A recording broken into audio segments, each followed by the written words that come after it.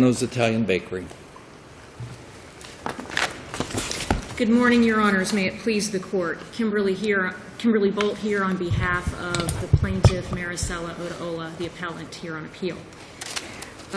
As the Court is well aware, this case involves the scope of a settlement agreement and the lower court's decision to dismiss this action with prejudice.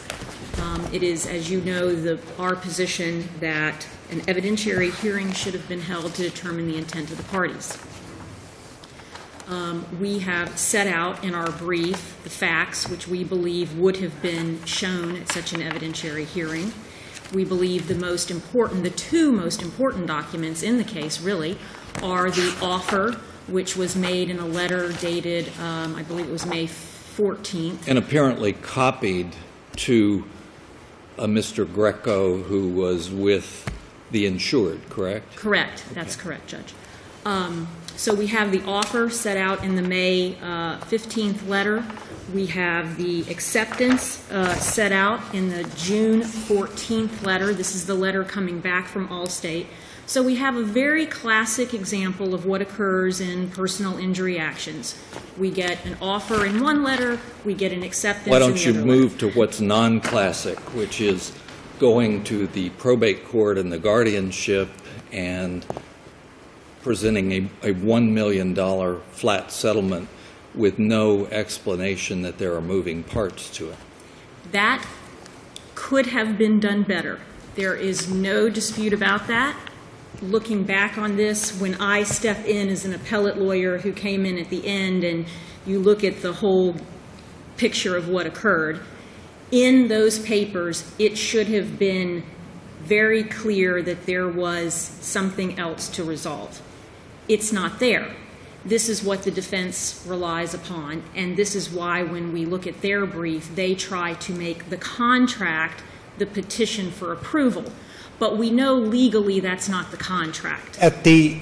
When Judge Schumacher sent the case back to Judge Rothenberg on a clarification, yes, there's a transcript of that hearing in which the attorney represents to the court, Judge Rothenberg, you remember when we came here for approval of the settlement, you expressed some concern that this wasn't enough money, and we told you at that time that we were seeking alternative avenues for additional funds. Yes. Why do we not have a transcript of that previous hearing in front of Judge Rothenberg? The only thing that I know, Your Honor, is that we were not able to locate one. So I don't really have the reason. I don't know if it's that there was no court reporter there or if there was one and no one kept a card. Sometimes those things happen and you can't identify later. There's also an indication that the GAL's report acknowledged the existence of potential excess funds or potential additional funds. I don't see a copy of the GAL report in the record. Is that there?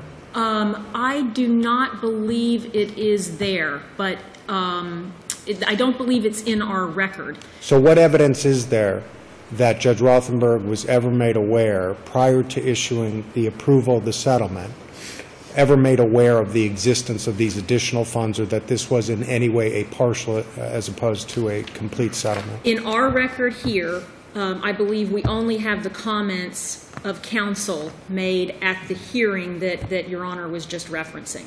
Okay. But what I think we have here, though, on this record is very clear evidence, which the trial court did not consider at an evidentiary hearing, but very clear evidence that it was a partial settlement and that there was an intent in the future to deal with a release once we have. It looks a lot more like the voluntary settlement of a claim pre-filing by Allstate. That's what it looks like. For their own reasons, they tender policy limits and want to settle, and why should folks stand in the way of that, I guess, is the question that you would ask. But I'm hard put to understand how Allstate paid over $1 million without, you know, when you negotiate this check, it's a release of our insured. Well, and that seems to be what the trial court struggled with, because we know normally there's a payment of a settlement and there's a release, or if you're already in litigation, there's the payment of a settlement and then a dismissal of the case. I mean, that's very the classic scenario. But we know from well-established Florida case law, there can be settlements without releases. And what we think was clearly contemplated between Mr. Marks, who was the plaintiff's lawyer, and Mr. Lichty, the Allstate adjuster, was they both knew there was this additional policy which also covered the accident. So it created a little bit of a sticky situation where how could the plaintiffs give a release? Because it's only one entity, it's Cusano's Bakery. So if you give a release for that $1 million, that release can be construed as releasing the entire liability and therefore releasing AIG's obligation, let's say, to come in and pay some or all of its $1 million for the accident. So crafting a release in this case until there was a resolution with AIG would have been very difficult. And I think that is what everyone was recognizing. And even when Mr. Lichty wrote back in his June 14th letter, he says, we're gonna request a release in the future. And then we have further correspondence from him down the line. We even have a letter from him in January of 2007 where the decision was then made to structure only $400,000 of the million instead of the $500,000, so he's sending another $100,000 to the plaintiff's lawyer. Again, not a single reference to a release. And, Your Honor, to go really to your point, if you think about it, in many cases where we have an issue of release in these settlement dispute cases, the one party is presenting the release. Here's the release. Please sign the release. And then there's arguments maybe going back and forth about the language. Here, Allstate never, ever, ever presented a release to the plaintiff's lawyer and said, we've paid you $1 million. We want a release. Plaintiff meaning Cusano's or plaintiff meaning Allstate? Plaintiff I'm sorry, defendant meaning Cusano's or defendant meaning? I'm meaning Allstate on behalf of Cusano. Well, there was a release that went back and forth with some handwritten notations made by Mr. Marks, right? Changing it to reserve the right to go against the excess carrier. Right, but that was presented by Mr. Klugerman. Right. Okay, that came up in the context of the annuity. So that still wasn't coming from Allstate. That was Mr. Klugerman saying, look, when I put these annuities together, usually there's a written document that backs up the settlement. Right. Hey, guys, I don't have a written document. Here's one that I've used in the past. And it was Allstate, according to Mr. Klugerman's affidavit, it was Allstate that said, no, we're not going to execute this. I'll ask your opposition the same question, but yes, sir. There is no scenario under which the $1 million that was tendered and paid, actually paid, would not benefit Cusano's, correct? Correct. And we even said that on the record. Mr. Ratson, who came into this case after some of this occurred, he made it very clear on the record with Judge Schumacher. The plaintiffs are not looking for some windfall. Right. We're not looking to get $1 million, but then somehow that doesn't benefit Cusano's. Clearly not the plaintiff's position at all. It's a release to the extent of maybe the first $1 million in damages. I mean, that when I became involved in the case and I was thinking about, well, how could a release have been drafted? That was my only thought, that maybe there would be language that you could create that the first $1 million in damages there's a credit for lack of a better word. Right. And so, the other point that I wanted to make for the court was in our section on the procedural errors, sometimes I think it's helpful to understand how you get somewhere. How does, of course, our view of this is that there's error, and how does that occur, and how did you get there? And I really believe that when you look at the fact that when we filed the lawsuit, they filed an affirmative defense, which would make sense perfectly the way they should do it, an affirmative defense of settlement and release. There should have been a motion for summary judgment.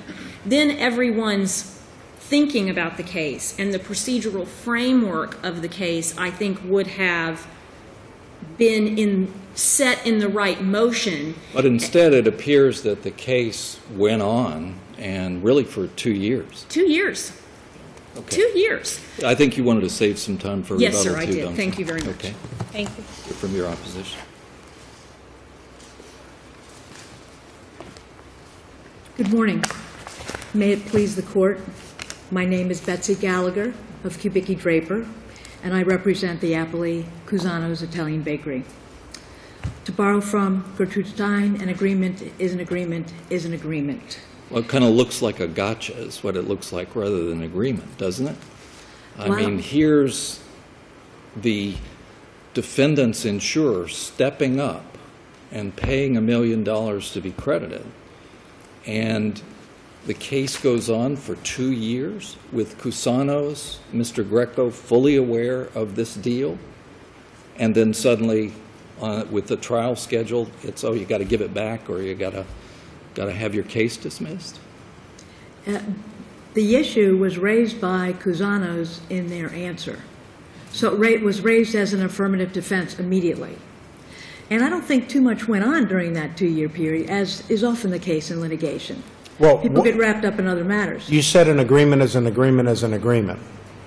But there appears to be some difference of opinion as to what agreement we're talking about. Is the agreement Judge Rothenberg's approval of the settlement, or is the agreement the exchange of correspondence between Allstate and the plaintiff's counsel? And I would rely on the petitioners, and I will go over the correspondence, my interpretation So what of is the your answer correspondence. to that question? What constitutes the agreement in this case? I believe that what was reduced to a writing in the petition, in the request for approval of the settlement, is the agreement. So the where they were petition is the accepting- agreement. Where they were accepting Cusano's limits. So The plaintiff's lawyer may have made a mistake. So your answer is that the agreement is the petition filed by Mr. Marks that was approved by Judge Rothenberg. That certainly states the agreement. But That I didn't is- ask what states the agreement, because lots of things state an agreement. I'm asking you, what constitutes the legal and binding agreement between the parties? Is it the correspondence between Mr. Marks and Allstate, or is it the summary or description of that agreement in the petition that was later approved by Judge Rothenberg? What's your position? I believe that they're consistent because the first letter that went out Well, if on... they're consistent, we shouldn't be here. They must be inconsistent to some extent, because it's clear from the correspondence that it is a partial settlement. Would you agree that from the correspondence between the parties that it is a partial and not a full and final settlement? No. Oh, okay. I would agree that either there is an agreement or there was no meeting of the minds. Everything No else agreement. would be preliminary negotiations in your view. Yeah. We either have an agreement or we don't have an agreement. Is there any scenario that you can conjure up under which Cusano's would not receive the benefit of $1 million credit by virtue of the money tendered and paid by Allstate? Just to get a set-off, the primary carrier has a duty to get a release of the insured. That was not my question.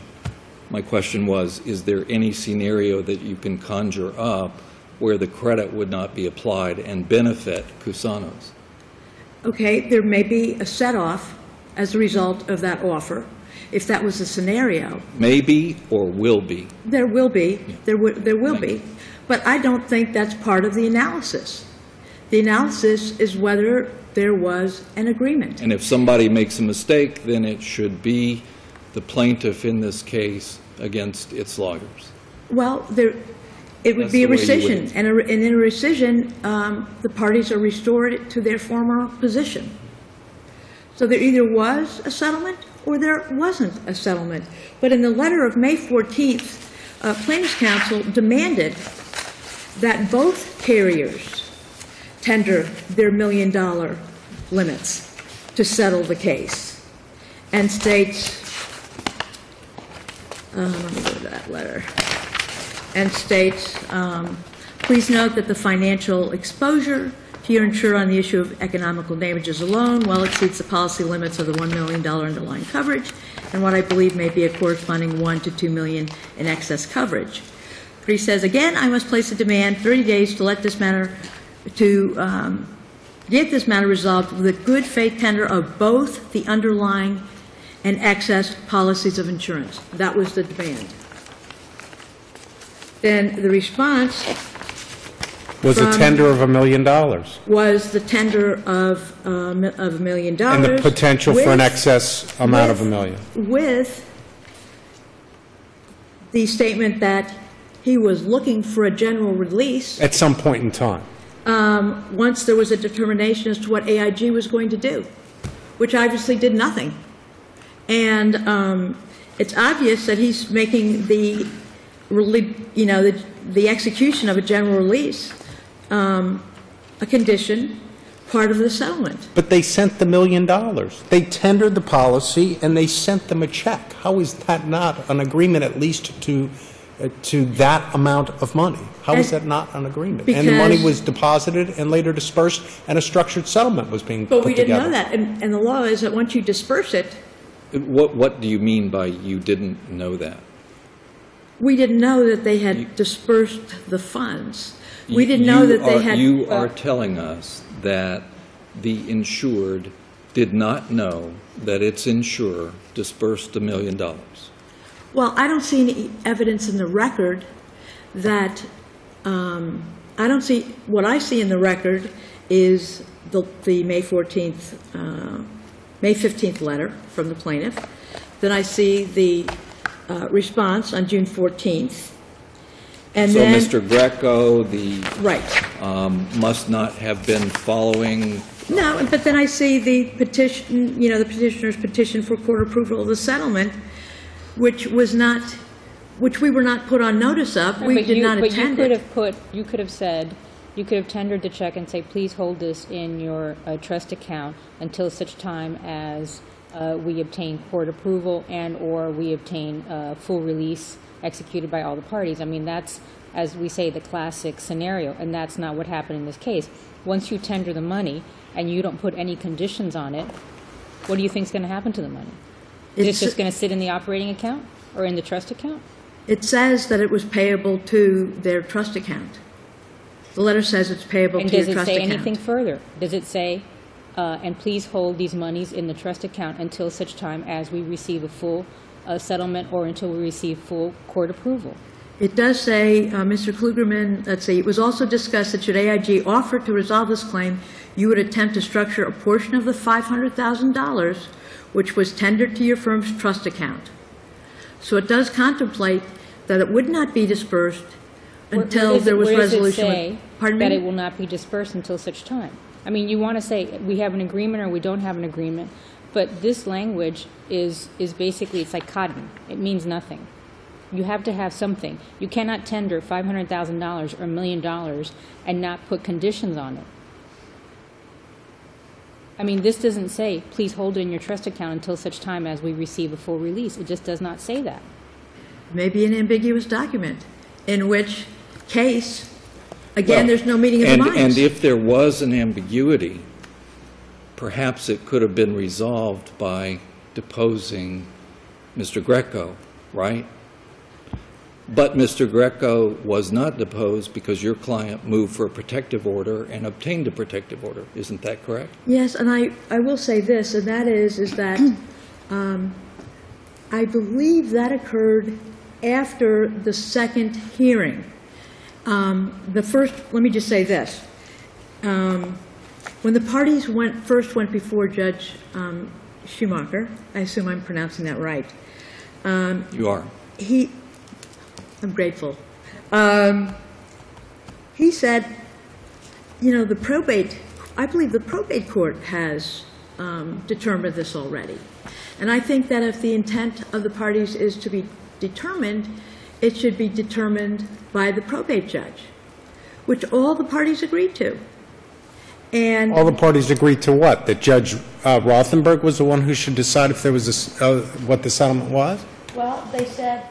what are they going to say? Judge Schumacher said, I'm sending it back, file a motion for reconsideration in front of Judge Rothenberg. Let's see what he says. Yeah, he says, I'm reading along, it appears to be the petition of the defendant, Italian Bakery, settled this matter for $1 million.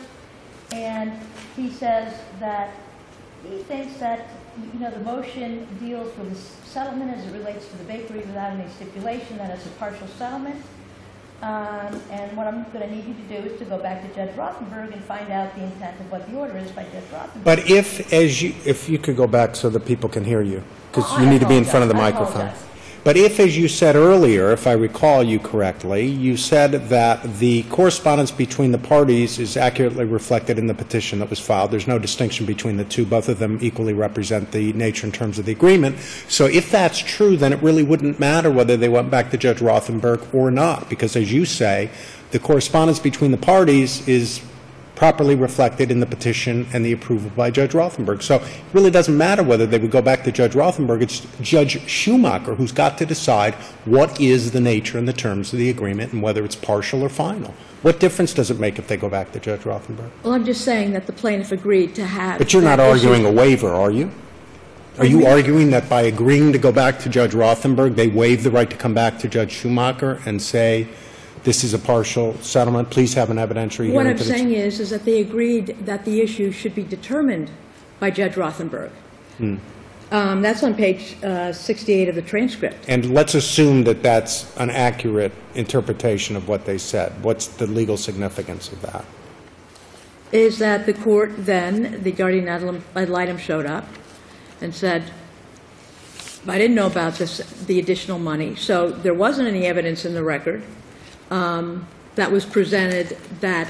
Well, then we do have a difference between the correspondence between the parties and the petition that was submitted by Judge Rothenberg and approved by him. I thought you said earlier that they equally represent each other, that they reflect the same agreement. Now you're telling me there's a difference between what was put in the petition and approved by Judge Rothenberg and the correspondence between the parties. So which is the agreement? Well, I really think that the agreement is reflected in the petition. Properly?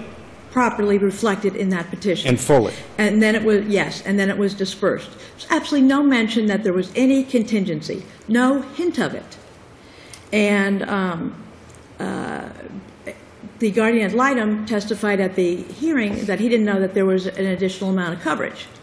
So that wouldn't have been reflected in his report because he said at the later hearing, the second hearing before the probate judge, Judge Rothenberg, that he didn't know that there was additional coverage. So and your time is about up, so you need to bring your remarks to a conclusion for us. I believe that the agreement is reflected in the petition. The money was dispersed. Once it's dispersed, that's, an acceptance. There's either an agreement here or there's no agreement.